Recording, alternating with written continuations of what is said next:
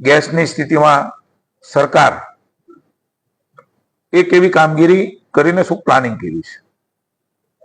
આપણે સૌ જાણીએ છીએ કે જે પ્રકારની સ્થિતિ નિર્માણ થઈ છે એના કારણે હોર્મુઝ જળસંધિ મારફતે વૈશ્વિક એલએનજીના વેપારની અંદર ડિસ્ટર્બન્સ સ્વાભાવિક ક્રમે એ સમગ્ર વિશ્વ એ વહનને સહન કરી રહ્યા છે, પણ માનનીય મોદી સાહેબની ભારતીય જનતા પાર્ટીની ભારતની સરકારે મધ્ય પૂર્વ સિવાયના દેશોમાં એટલે કે પશ્ચિમ આફ્રિકા અને યુએસએ થી મંગાવવાનું ચાલુ કરી દીધું છે. આગોતરું આયોજન અને પ્લાનિંગ એ કર્યું છે. કાર્ગો મારફતે આવવાનું શરૂ એ હવે ટૂંક સમયમાં થઈ જવાનું છે. રાજ્યમાં એલએનજીની કમી ન રહે એટલા માટે થઈને ચીફ સેક્રેટરીના અધ્યક્ષપણે એક કમિટી રચવામાં આવી છે. રાજ્ય અને કેન્દ્ર સરકાર સાથે સતત સંકલનમાં રહીને તકલીફ ન પડે ઘરેલું ગેસને અને એમાં પણ ભાવ નહીં વધારવાનો નિર્ણય એ કેન્દ્રની સરકારે લીધો છે, એને આવકારીએ છીએ. ડોમેસ્ટિક પીએનજી અને સીએનજી એ બંનેનો ભારત સરકારે ભાવ નહીં વધારવાનો નિર્ણય લઈને દેશની જનતાને ખૂબ મોટી રાહત આપી છે અને પૂરતા પ્રમાણમાં કટ કર્યા વગર આ જથ્થો ઉપલબ્ધ થાય એના માટેની પણ વ્યવસ્થા એ કરી છે અને રાજ્યની જનતા માટે પણ માનનીય મુખ્યમંત્રીના માર્ગદર્શન નીચે ચીફ સેક્રેટરીના અધ્યક્ષસ્થાને બનેલી કમિટી એનો રિવ્યુ કરીને જ્યાં જેવી જરૂર પડે ત્યાં એ રાજ્ય સરકાર પણ એમાં ભાગીદાર બનીને ગ્રાહકોને પૂરતું ગેસ મળી રહે એની ચિંતા કરી છે. એલપીજી ઘરેલું સિલિન્ડરમાં પણ કાપ નહીં મૂકવો એવો નિર્ણય લીધો છે.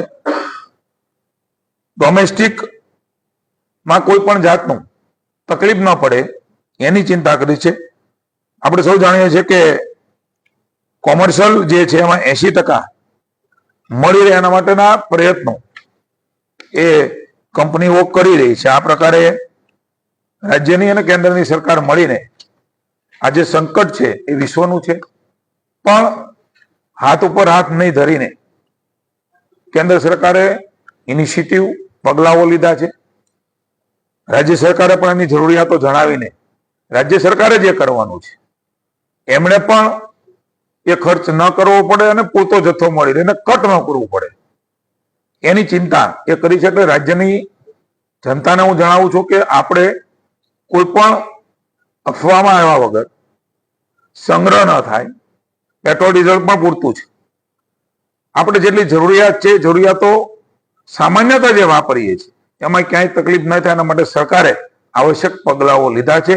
આવા સમયમાં સૌ સાથે મળીને આમાં આપણે આ સમય પસાર કરવા માટે થઈને રાજ્ય અને કેન્દ્રની સરકારને સહયોગ કરીએ.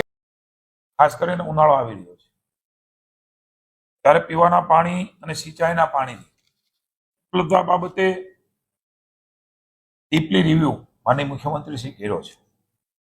ઉનાળાને ધ્યાનમાં રાખીને મુખ્ય જળાશયોની હાલની સ્થિતિમાં પૂરતા પ્રમાણમાં પાણીનો જથ્થો એ ઉપલબ્ધ છે કે કેમ એનો રિવ્યુ કરો. પણ આનંદની વાત છે કે પૂરતા પ્રમાણમાં જથ્થો એ ઉપલબ્ધ છે.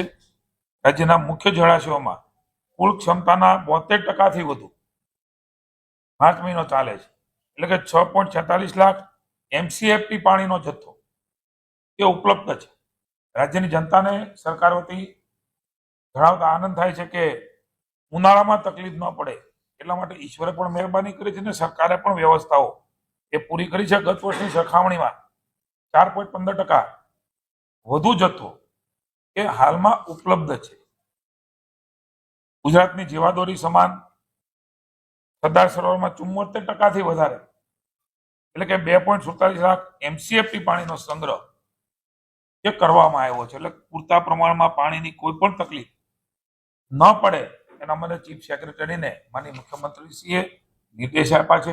પાણી વિતરણ વ્યવસ્થાઓમાં તકલીફ ન થાય કારણ કે ડિમાન્ડ વધવાની છે ઉનાળામાં. તો એને પહોંચી વળવા માટેની પણ વ્યવસ્થાઓ આગોતરી થાય, સિંચાઈ માટેની થાય, ખેડૂતોને મુશ્કેલી ન પડે એનો પણ નિર્ણય આજની બેઠકમાં લીધો છે.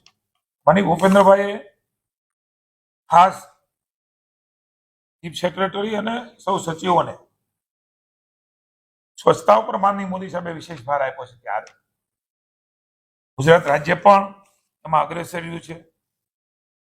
પબ્લિક અને સરકારી કચેરીઓ હોય કે પબ્લિકની અવર જવર હોય એવા જે સ્થળો છે એ સ્થળોમાં પૂરતા પ્રમાણમાં ટોયલેટમાં સેનિટેશનની વ્યવસ્થા, એની પાણીની વ્યવસ્થાઓ, એની રિપેરિંગની વ્યવસ્થાઓ એ જોઈને